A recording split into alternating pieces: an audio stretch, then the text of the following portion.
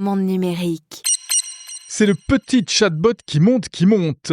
Perplexity est un concurrent de ChatGPT qui a la particularité de citer au maximum les sources des informations qu'il donne.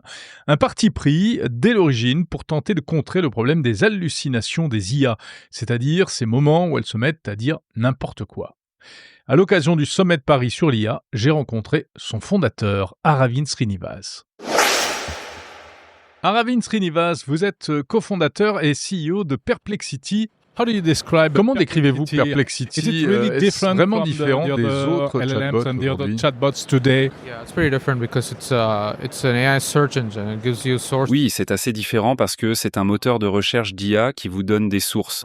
Ce n'est pas seulement un chatbot qui répond à partir de ce que pense le modèle d'IA. Il s'agit en fait de faire des recherches sur le web et de ramener des informations et de dire à l'utilisateur d'où viennent les informations.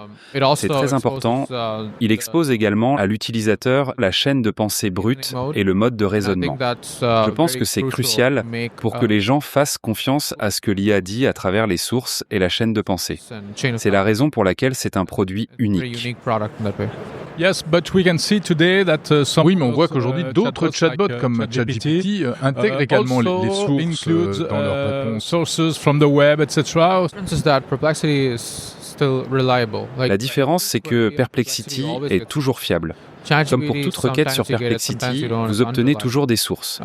Avec ChatGPT, vous en obtenez parfois, mais parfois vous n'en obtenez pas. Ce n'est pas fiable. Perplexity vous donne, dans le mode de raisonnement, comme une chaîne de pensée brute du modèle que ChatGPT n'expose pas.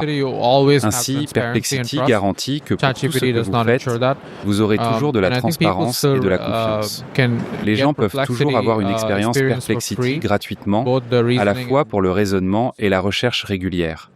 ChatGPT ne propose pas beaucoup de fonctionnalités pour les utilisateurs gratuits. Donc, tout cela doit nous permettre de garder une longueur d'avance. Et il y a beaucoup d'autres choses que nous faisons pour nous assurer que nos interfaces utilisateurs soient personnalisées pour chaque verticale, comme la finance, le sport, le shopping, les voyages et le local, et toutes ces choses que nous faisons beaucoup mieux.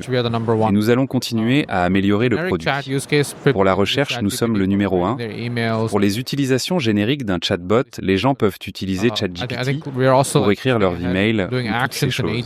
Mais je pense que nous restons en avance, notamment avec nos agents et notre assistant Android, que nous avons récemment introduit, qui peut non seulement vous donner des réponses, mais aussi effectuer des tâches pour vous. Je pense que c'est une autre façon de garder une longueur d'avance sur la concurrence. Just one more question. How do you see the future? Comment voyez-vous le futur? Parce qu'il y a une très grosse compétition en ce moment. Il y a beaucoup d'argent. Qu'est-ce que vous imaginez? How do you see? Je pense que l'avenir appartient à celui qui va innover le plus rapidement et expédier les choses efficacement sans dépenser beaucoup d'argent.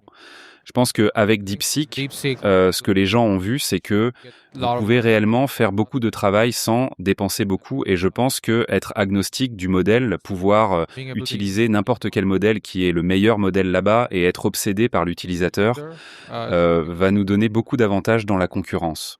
Thank you very much. Voilà pour cette interview de Aravind Srinivas, cofondateur de Perplexity. Perplexity qui bien ne cesse de s'améliorer puisqu'il vient de lancer récemment une fonctionnalité de recherche profonde qui permet d'enquêter dans les tréfonds du web sur des sujets complexes pour générer non pas de simples textes, mais de véritables rapports quasi scientifiques. Une fonctionnalité proposée également par ChatGPT, mais uniquement en version payante.